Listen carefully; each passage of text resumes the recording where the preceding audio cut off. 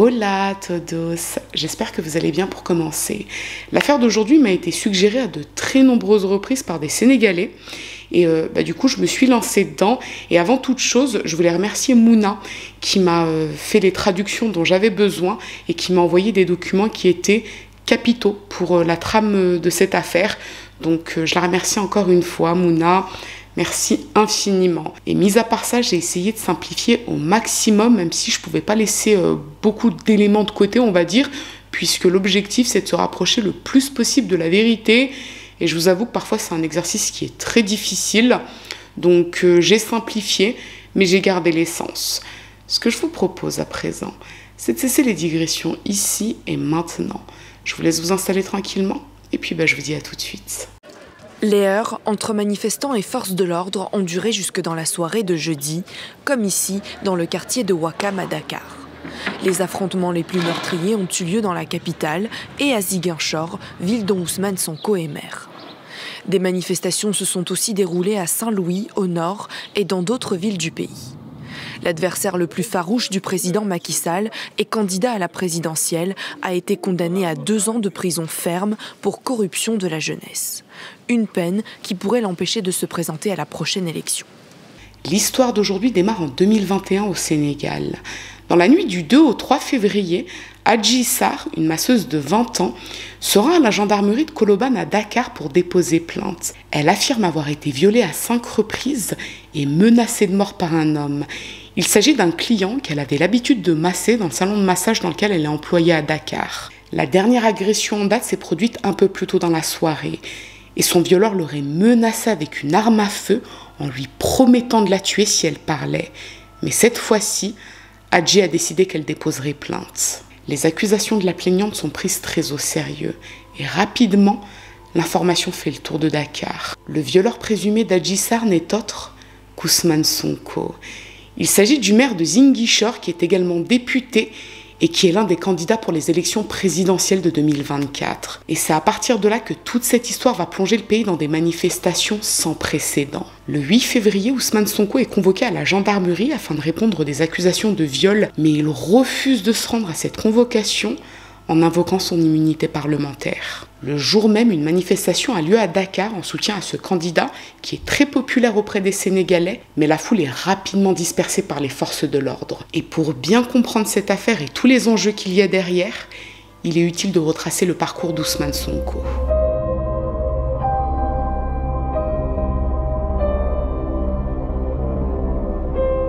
Ousmane Sonko est né en juillet 1974 à Thiès, dans l'est du Sénégal. Ses 2 parents sont fonctionnaires. Il grandit en Casamance et il effectue ses études à l'université Gaston Berger de Saint-Louis. Il obtient une maîtrise en droit public en 1999, puis il intègre l'ENA à Dakar, d'où il sort diplômé de la section Impôts et Domaines en 2001. Mais Ousmane souhaite poursuivre ses études. Il ne s'arrête pas là. En 2003, il obtient un DEA en finances publiques et fiscalité à l'université Cheikh Anta Diop de Dakar, puis il étudie à l'université Lyon 3 et il obtient un doctorat en droit public, économique et fiscalité. À son retour au Sénégal, Ousmane commence sa carrière dans l'administration. Il travaille à la direction générale du budget, puis en 2005, il crée le syndicat autonome des agents des impôts et domaines, dont il est le premier secrétaire général jusqu'en 2012. Après ça, il devient secrétaire honoraire et c'est à cette période qu'il commence à émettre des critiques à l'égard du gouvernement sur de possibles détournements d'argent par les dirigeants du pays. Il quitte ses fonctions et en 2014, il crée le parti politique PASTEF, qui est une coalition de plusieurs horizons politiques en totale opposition avec le parti au pouvoir, l'APR. À ce moment-là, le Sénégal est dirigé par Macky Sall. C'est l'ancien Premier ministre et l'ancien président de l'Assemblée nationale. Macky Sall a été élu en 2012 à la suite de violentes manifestations qui avaient coûté la vie à 12 Sénégalais. L'ancien président Abdoulaye Wade briguait un 3e mandat, ce que le peuple ne souhaitait pas. Et Macky Sall était apparu comme le meilleur choix pour diriger le pays. C'est un homme d'expérience, proche du peuple, qui promettait de s'occuper du Sénégal rural. L'accès à l'eau potable, à l'électricité et à des routes praticables. Des promesses qui n'ont pas été tenues d'après le PASTEF et d'après les Sénégalais. Ousmane Sonko reproche au gouvernement des détournements d'argent manifestes qu'il a constatés lors de ses fonctions. De l'argent qui aurait dû être utilisé pour mener à leur terme des projets sociaux, des projets pour le peuple sénégalais. En août 2016, Ousmane est radié de l'inspection générale des impôts et des domaines pour manquement au devoir de réserve. Et c'est cet événement qui le fait connaître à travers tout le pays. Il est perçu comme l'homme qui a dénoncé les dérives du gouvernement, celui qui tient tête au président. Et les discours d'Ousmane sont accueillis comme un vent de fraîcheur, surtout auprès des jeunes qui dénoncent depuis de nombreuses années déjà leurs conditions de vie. Il y a par exemple le collectif Y en a marre créé en 2011. Ce sont des artistes, des journalistes, des ouvriers entre autres, qui se sont rassemblés, qui ont lancé ce mouvement pour dénoncer la façon dont le pays est gouverné. Le Sénégal est un pays qui dispose d'énormément de richesses. Pourtant, le peuple sénégalais n'en voit pas la couleur. Et ce mouvement a influencé la jeunesse d'autres pays, comme le Burkina Faso ou le Congo. Les revendications sont simples.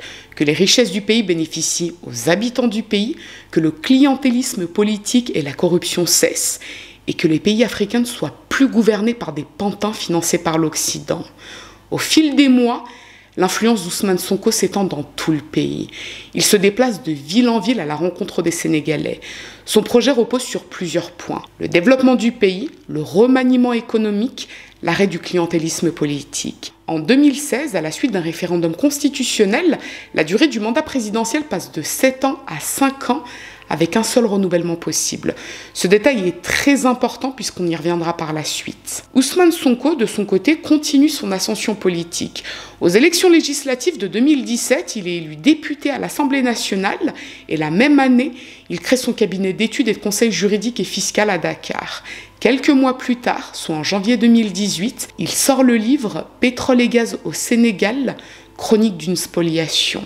Dans ce livre, il accuse le président et son entourage proche de malversation dans la gestion des ressources naturelles du pays. Malversation, vous l'aurez compris, c'est prendre quelques petits billets au passage.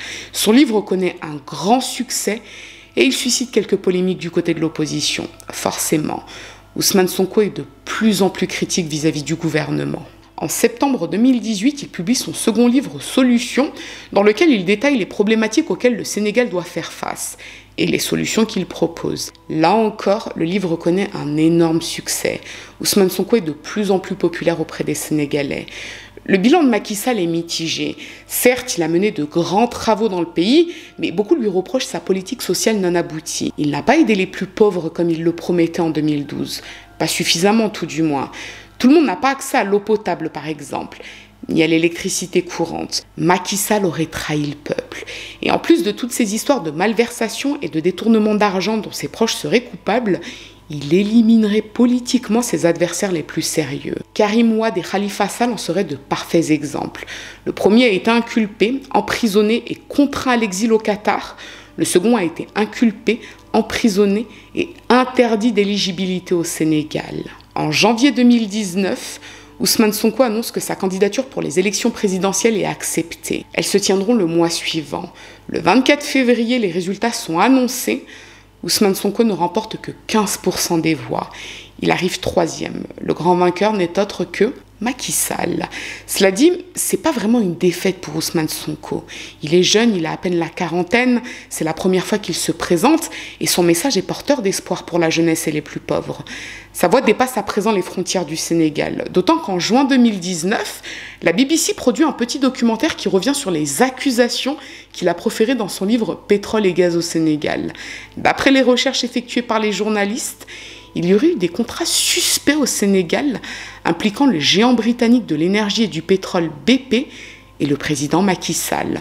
Bon, en gros, en 2012, Macky Sall a concédé des exploitations pétrolières et gazières à un homme d'affaires roumain, Franck Timis, qui devait ensuite les revendre à BP pour plusieurs milliards de dollars. Et en échange de ce contrat, le frère de Macky Sall, Aliou Sall, a obtenu un poste excessivement bien payé auprès de Franck Timis et plusieurs millions de dollars qui correspondraient à des petits pots de vin.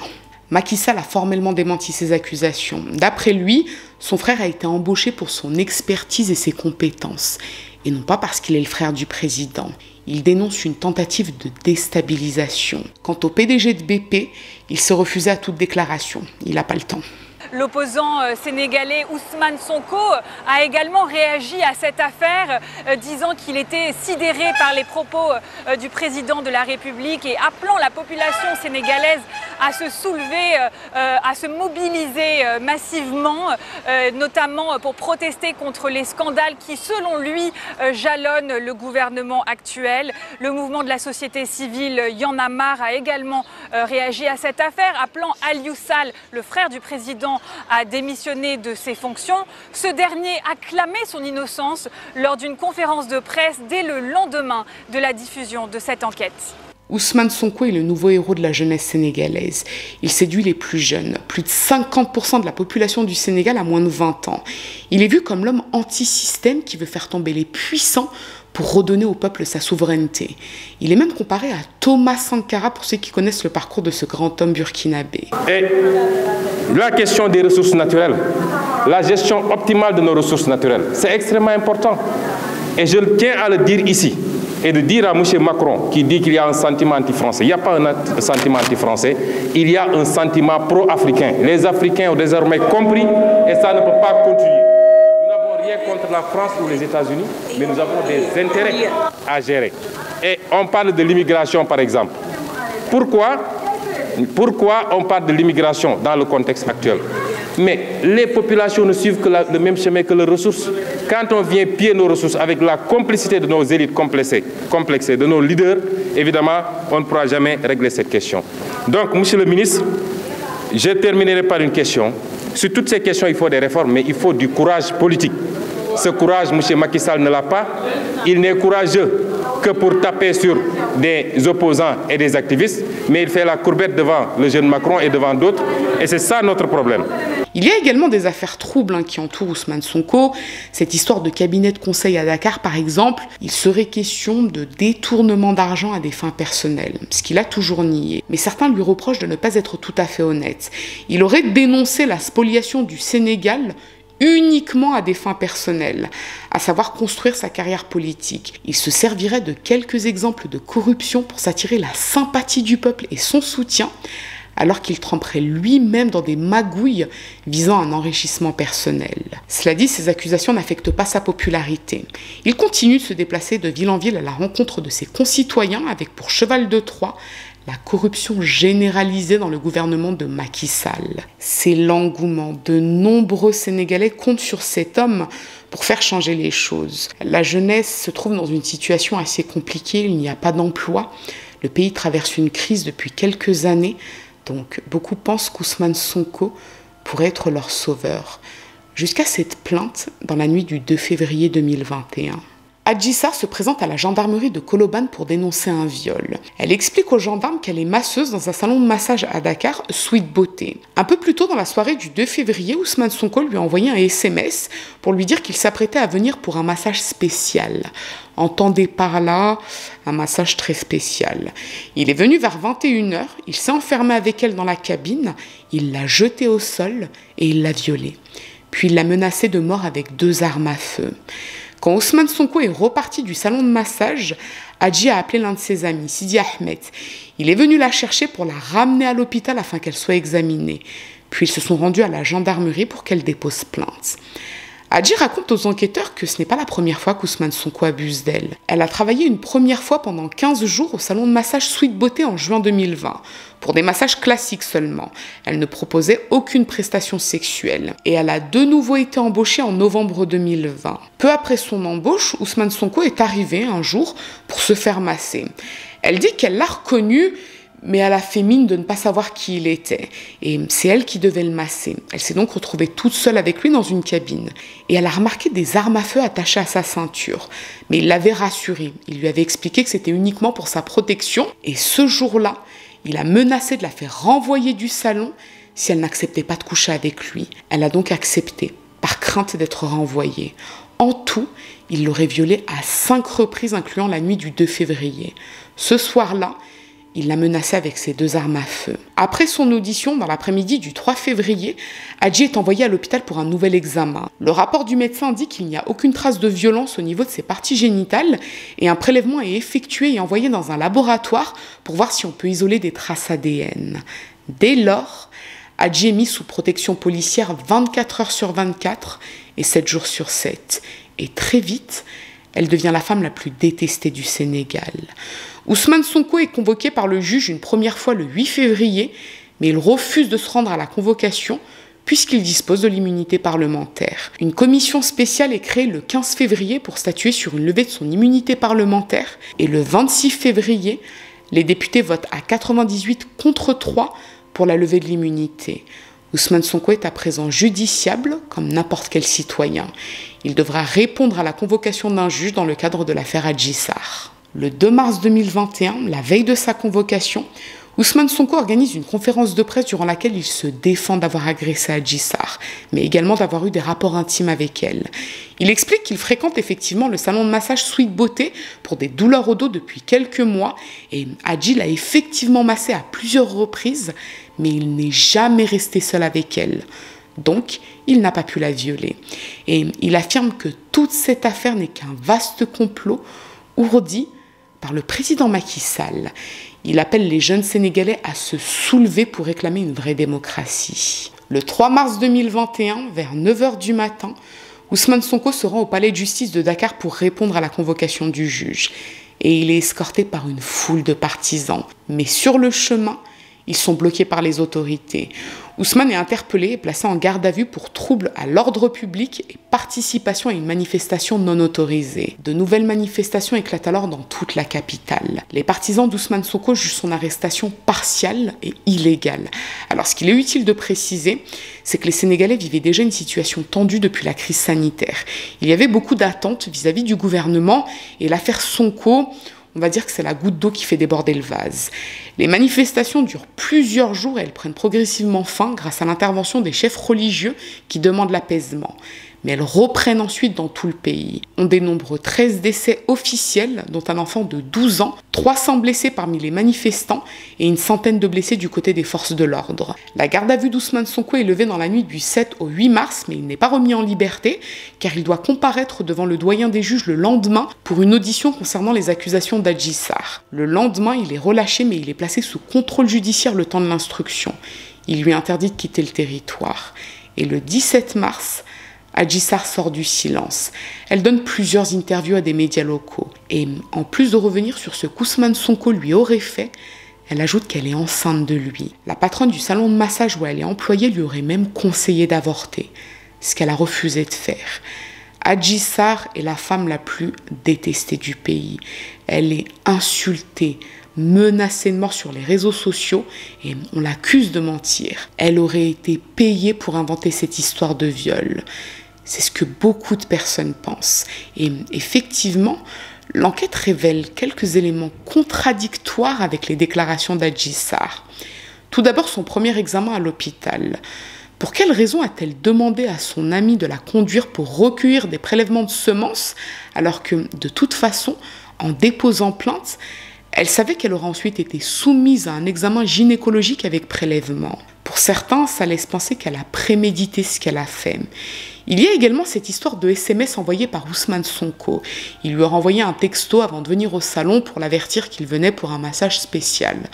Or, les enquêteurs n'ont rien retrouvé sur le téléphone portable d'Adji Sarr. Adji a été réinterrogée sur ce point et cette fois-ci, elle affirme qu'en fait, c'est la patronne du salon de massage, Ndeye Kadindiaye, qui a reçu ce texto et qui le lui a transféré. Mais là encore, aucune trace de ce SMS dans son téléphone portable. Elle explique qu'en fait, elle l'a supprimé faute de mémoire dans son téléphone. Concernant les PV d'audition à présent, plusieurs personnes ont été interrogées les 2 jours suivant le dépôt de plainte. Il y a la patronne du salon de massage, Ndeye Kadindiaye, son mari, Ibrahima Kamara, et une autre employée du salon, Aïssa Taba. Alors, la patronne contredit l'histoire du SMS. Elle n'a rien reçu et elle n'a rien transféré à Adji. Et elle ajoute que la semaine qui a précédé le dépôt de plainte, Adji avait un comportement très étrange. Elle insistait auprès de son mari et elle pour qu'ils appellent Ousmane Sonko afin qu'il vienne se faire masser au salon. La patronne dit qu'elle n'a jamais rien remarqué de particulier dans le comportement d'Ousmane Sonko et d'Adji Sarr par le passé. Et le soir du 2 février, elle était hospitalisée à la suite de son accouchement, mais son mari ne lui a rien rapporté d'étrange concernant la soirée en question. Elle déclare qu'elle soupçonnait Adji de s'adonner à la prostitution quand elle l'a embauchée en juin 2020. Elle l'avait donc licenciée après 2 semaines, puis elle l'avait réembauchée en novembre 2020 à la suite des supplications d'Adji Sarr. Cela dit, la patronne se contredit dans une autre audition, puisque quand elle est réinterrogée sur ce point, Elle explique qu'en fait, elle a renvoyé Hadji parce qu'elle avait manqué le travail pour se rendre à un anniversaire alors qu'elle avait prétexté les funérailles d'un membre de sa famille. Toujours est-il que le lendemain de l'agression présumée, Hadji l'a appelée pour lui dire qu'elle était enceinte, mais sans lui préciser de qui il s'agissait. Et elle ne semblait pas choquée ou perturbée. D'après la patronne du salon de massage, il n'y a jamais eu de viol. Son époux Ibrahima corrobore ses déclarations. Il était présent au salon dans la nuit du 2 février et il dit qu'il n'a rien vu ni rien entendu de particulier lorsqu'Ousmane est venu et qu'il est reparti. Hadji semblait normal. Elle lui a remis l'argent de sa prestation, 50 000 francs CFA, soit environ 76 €. Il ajoute que les 2 jours avant son dépôt de plainte, Hadji est venu le voir pour lui confier à lui aussi qu'elle était enceinte. Mais elle n'a pas voulu donner l'identité du père. Cela dit, il affirme avoir vu un homme rôder devant l'Institut la nuit à plusieurs reprises, un homme qu'Hadji connaissait, puisqu'elle allait à sa rencontre. Le soir du 2 février, vers 23 h, donc après l'agression présumée, Hadji lui a montré un test de grossesse pour lui prouver qu'elle était bien enceinte. Mais là encore, elle n'a pas voulu révéler l'identité du père. Puis elle a appelé quelqu'un au téléphone et elle est partie. Aïssata, la seconde masseuse, déclare que lorsqu'Ousmane Sonko est venu dans la soirée du 2 février, il devait être massé par elle et Hadji, puisqu'il s'agissait d'un massage à 4 mains. Le massage a commencé et vers la fin de la prestation, Hadji a fait un signe à Aïssata pour qu'elle les laisse seuls parce qu'elle devait lui faire une finition. Bon, pas besoin de vous faire un dessin. Aïssata est sortie, mais elle affirme qu'elle les entendait parler à travers la porte. Elle ne sait pas ce qu'ils se disaient, mais ils discutaient. Et elle n'a entendu aucun bruit évoquant une agression. Elle ajoute qu'avant son audition avec les gendarmes, Hadji lui a proposé 100 000 francs CFA pour qu'elle ne s'y rende pas.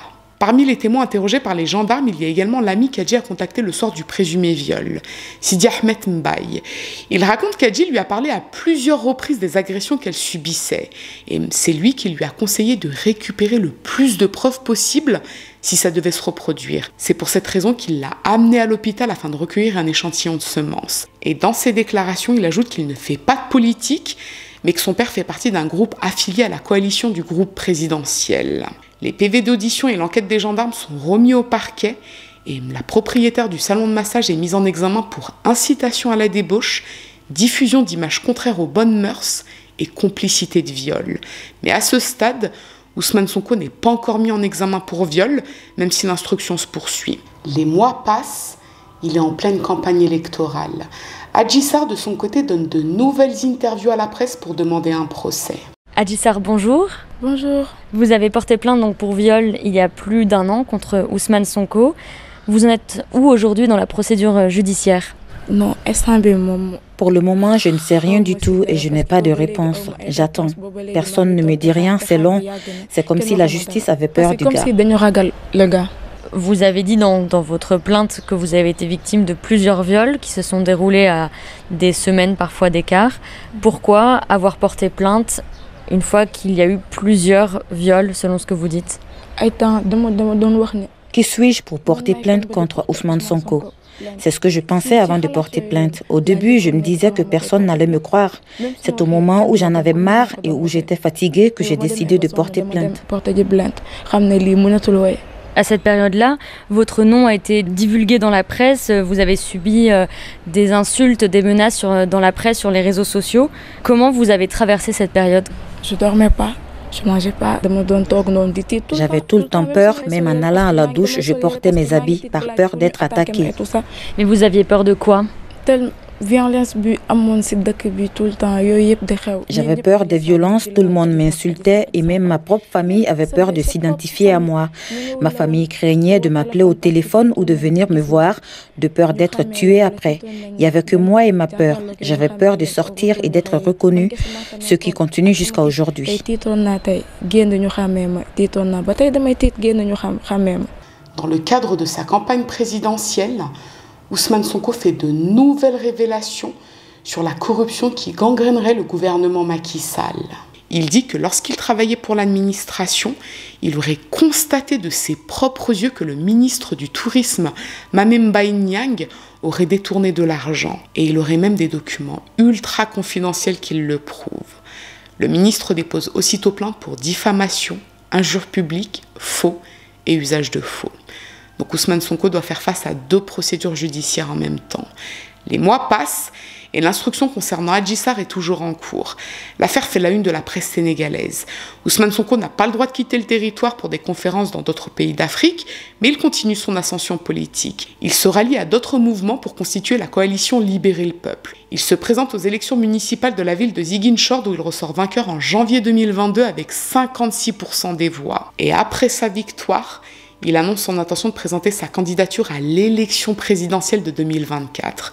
Dans le cadre de sa campagne, en plus de critiquer le gouvernement de Macky Sall, Ousmane Sonko remet en question les relations qui unissent le Sénégal et la France. Il souhaite dorénavant instaurer une relation de respect mutuel. Et plus largement, il va en finir avec ce que l'on appelle la France-Afrique.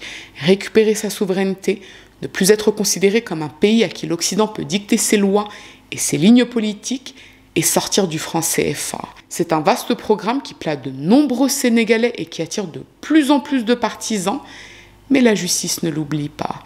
Ousmane Sonko est réauditionné par un juge le 4 novembre 2022. On lui demande de se soumettre à un test ADN pour le comparer à l'ADN qui a pu être extrait dans les prélèvements vaginaux d'Adji Sarr, ce qu'il refuse. Et il refuse également de répondre à d'éventuelles questions sur la possibilité qu'il ait pu avoir des relations sexuelles consenties avec elle. D'après lui, le juge n'a pas à lui poser des questions aussi indiscrètes compte tenu de sa position. Il brigue la présidence tout de même. Et à ce titre, on n'a pas à lui poser des questions intimes et personne n'aura son sang. Une confrontation est donc organisée avec Adji Sarr au mois de décembre et elle maintient ses accusations. ñaari atu maam yàlla ma toog ci kaso di la xaar ñaari atu maam yàlla la yoo xamante ne yaa ngi wër di tuumaal ay góor Ousmane Sonko dama bëgg nga xam ne góor yooyu noonu ngay tuumaal yow yaa leen xam man xawma leen man yow laa xam ndax yaa doon ñëw Sweet Beauté Ousmane Sonko dama bëggoon te Ousmane sax yow Ousmane Sonko danga ma bett démb yàkkamti woon nga pare ba dem ñibbi defaat sa mënin comme ni nga koy defee point de presse. te ba nga jàkkaarloo ak man yaa ngi doon mel ne xaru yar juge bi moo la doon waxal ci kaw ba nga li nga tontu sax xaw ma ko li nga wax foofu ba léegi xaw ma ko ndax ndànk nga doon man ndax man démb maa ngi dégg ngay wax ci sa live ne tontu nga question li nga ko waroon tontu mais Ousmane loolu amul tontu woo benn question te démb dama participer ci confrontation entre maître El Hadji Diouf ak Ousmane Sonko lan moo tax bëggoo tontu bëggoo wax ci man li ngay def nii. da ngay sonal sa bopp rek mais yàgg nañ daje wiri bi yàgg nañ daje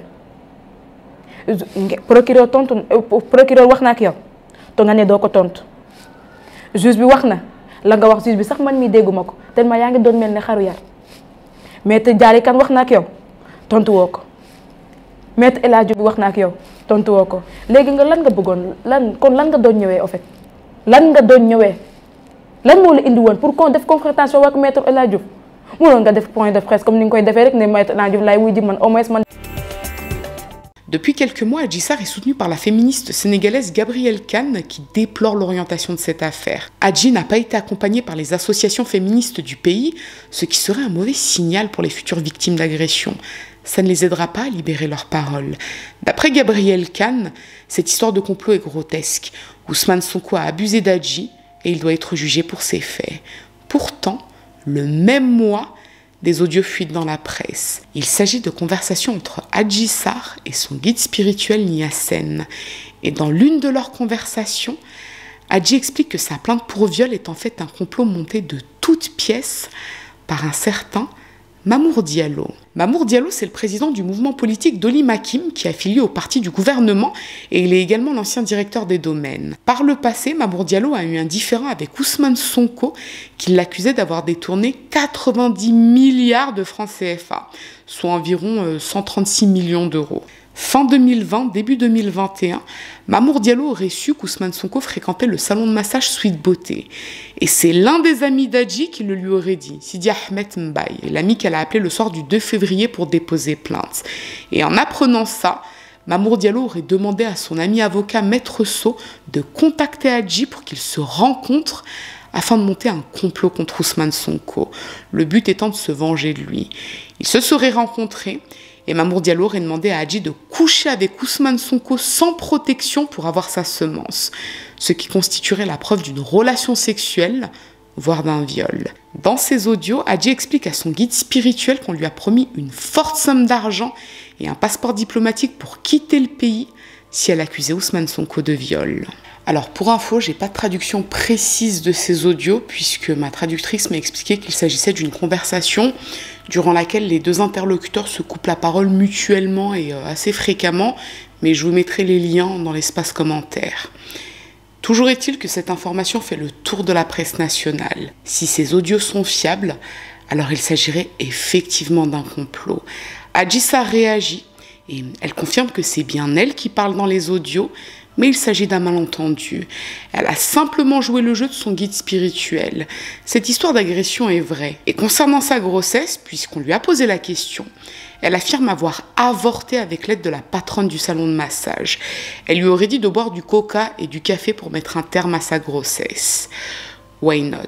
Ces éléments ne semblent pas remettre en question la solidité du dossier d'accusation, puisqu'en janvier 2023, la justice ordonne le renvoi d'Ousmane Sonko devant un tribunal criminel pour viol et menaces de mort.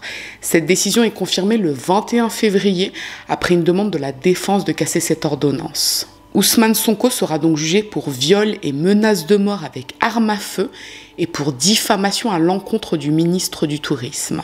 Le 30 mars 2023, c'est d'abord le procès pour diffamation qui s'ouvre à Dakar. C'est l'avocat franco-espagnol Juan Branco qui devait assurer la défense d'Ousmane Sonko, mais le gouvernement sénégalais lui a interdit l'entrée sur le territoire.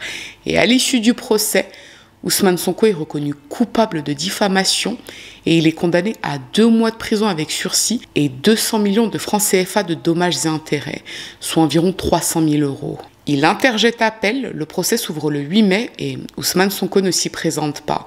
Et à l'issue, la condamnation est confirmée mais sa peine de prison avec sursis est augmentée à 6 mois, ce qui l'exclut de facto de la possibilité de se présenter aux prochaines élections. Alors, au Sénégal, une condamnation de 3 mois avec sursis n'a pas d'incidence, mais une peine de 3 mois ferme ou de 6 mois avec sursis empêche de se présenter aux élections. Ousmane Sonko se pourvoit en cassation et il réitère sa volonté d'être candidat à l'élection présidentielle de 2024. À présent, l'affaire Adji Sarr. Le procès d'Ousmane Sonko et de Ndeye Kadine Ndiaye, la patronne du salon de massage, s'ouvre à Dakar le 23 mai 2023. Le seul qui manque à l'appel, c'est Ousmane Sonko. Il ne s'est tout simplement pas présenté. La propriétaire du salon de massage, quant à elle, est enceinte de 8 mois à ce moment-là. Le parquet requiert contre Ousmane Sonko 10 ans de prison pour viol et menace avec arme à feu. Il s'agit de l'un des procès les plus médiatisés du Sénégal. Et en plus de la présence de la presse, des milliers de partisans viennent manifester devant le palais de justice, ce qui donne lieu à de nombreux affrontements avec la police. Le 26 mai, soit 3 jours après le début de son procès, Ousmane Sonko lance une caravane de la liberté à Dakar.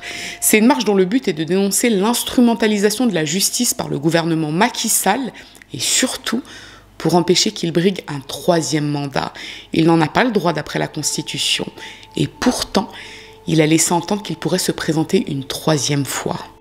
À travers ce court entretien, nous exprimer sur la situation du Sénégal qui aujourd'hui attire tous les regards. Je commencerai par présenter des excuses au peuple sénégalais. Pas à mon nom, mais au nom de tous ceux qui sont à l'origine de cette mascarade qui n'honore pas le Sénégal. Et ce que nous voulions justement éviter, lorsque, au début de cette affaire, nous avions appelé le président Macky Sall et tous les comploteurs qui sont derrière cette affaire-là à reculer pendant qu'il était encore temps. Non pas que nous nous considérions comme un citoyen au-dessus des lois, mais parce que nous considérions simplement qu'il n'y avait pas matière à mettre tout le pays en danger sur la base d'un complot manifeste, non assis sur des faits probants.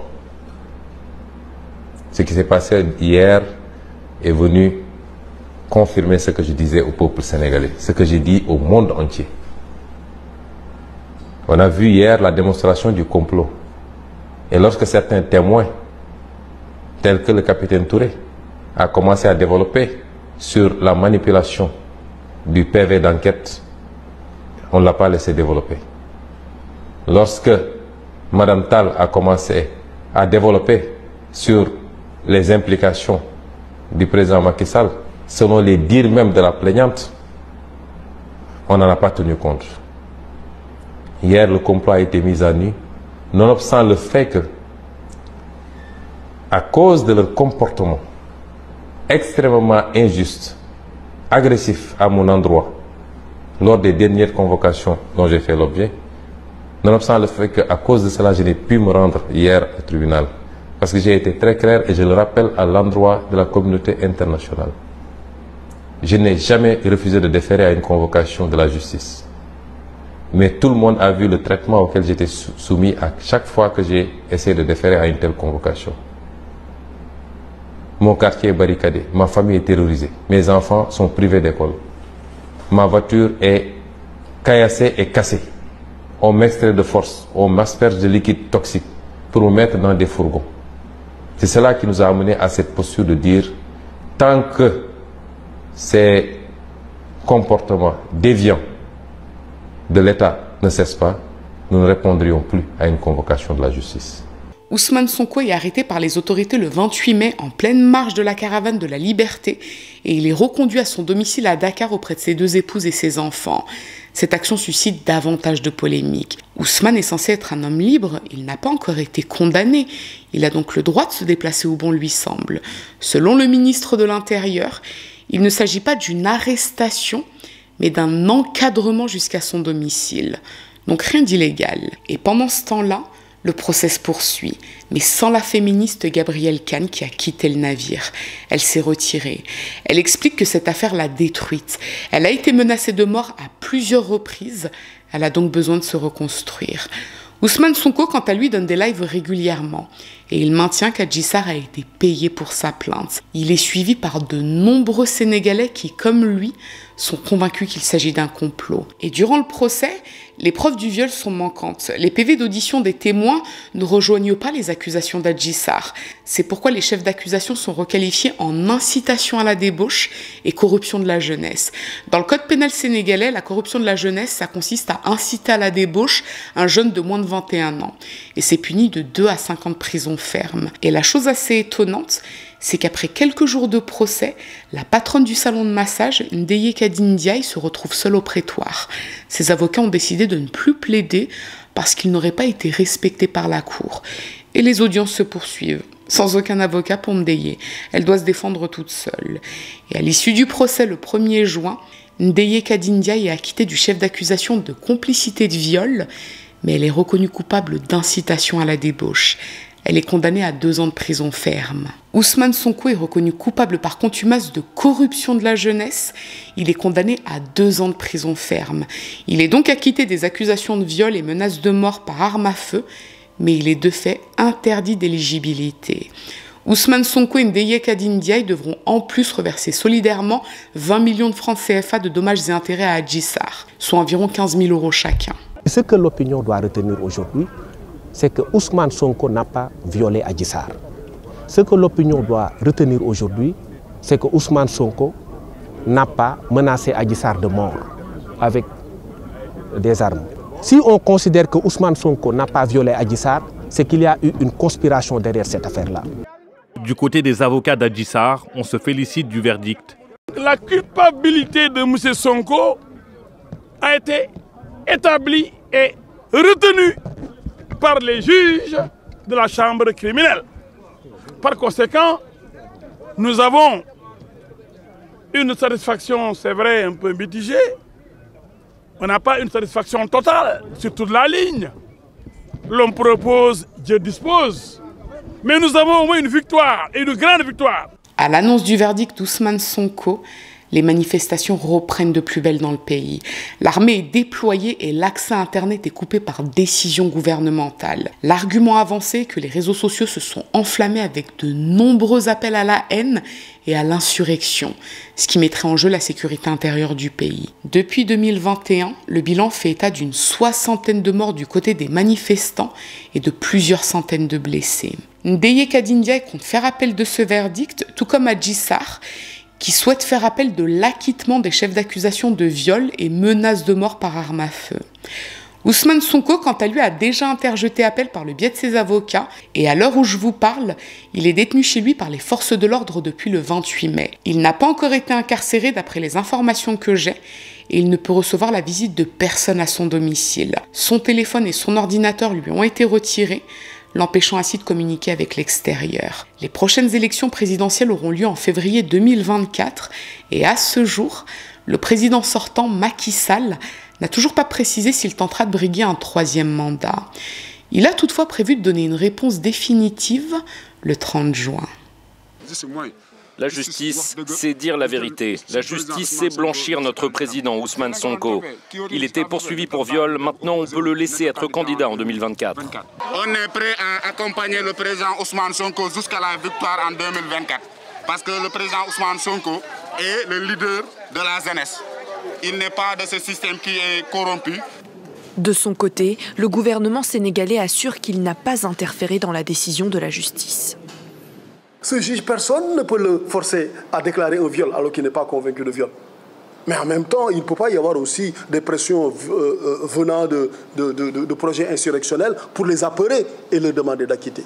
Finalement, le juge a statué selon son intime conviction. Et ça reflète quoi? Ça reflète l'impartialité des juges et l'indépendance de la justice. Pour le moment, Ousmane Sonko se trouve toujours dans sa résidence à Dakar. Le gouvernement, qui peut l'arrêter à tout moment, n'a pas donné de date ni d'heure pour sa mise en détention.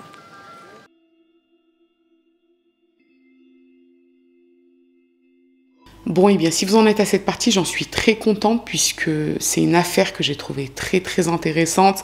Et tout d'abord, je souhaite présenter toutes mes condoléances aux familles des victimes. Et ma traductrice Mouna, qui m'a également aidée avec tout un tas d'informations, m'a expliqué qu'il y a une 60aine de morts, mais on n'est pas vraiment sûr du chiffre. Et elle m'a expliqué que parmi ces corps, il y a plein de corps qui ne sont pas encore identifiés. Donc bon, j'espère que l'apaisement va revenir. Pour être tout à fait honnête avec vous, j'étais même pas au courant de ce qu'il se passait au Sénégal. J'ai pas de télé, je ne regarde jamais les infos, vraiment. Donc je savais pas ce qui se passait, j'ai pas de réseaux sociaux, à part Instagram sur lequel je suis très rarement. Et quand ces Sénégalais m'ont envoyé des messages pour me parler de cette affaire, moi au début je comprenais pas très bien, parce qu'on parlait de manifs, de morts, etc. Mais je comprenais pas. Je suis allée voir sur internet et j'ai vu que tout était parti. Enfin, c'est pas que tout est parti après l'arrestation d'Ousmane Sonko, mais c'est que tout partait, en fait, disons que ça a été la goutte qui a fait déborder le vase à partir de l'affaire Adji Sarr. Et d'ailleurs, j'ai posé la question à Mouna, je lui ai dit, mais toutes ces manifestations, c'est vraiment pour Ousmane Sonko? Elle m'a dit non, pas du tout. Elle m'a dit au départ, il y avait des manifestations par rapport au niveau de vie, par rapport à la qualité de vie. Et Ousmane Sonko, ça a été, on va dire, la goutte d'eau qui a fait déborder le vase. Il avait des partisans, mais au fur et à mesure, même ceux qui n'étaient pas partisans de ses idées, de son bord politique, se sont joints à lui parce qu'ils trouvaient qu'effectivement, il y avait une dénonciation à faire au niveau du gouvernement. Donc voilà, c'est à eux de choisir leur président. S'ils veulent Ousmane Sonko, ils auront Ousmane Sonko, personne d'autre ne doit choisir le président d'une nation. Moi, ça, c'est un truc qui m'a toujours rendu ouf. Mais voilà, je ne vais pas développer ici parce qu'il est tard et je voulais uniquement me concentrer sur l'affaire Ousmane Sonko-Adji Sarr.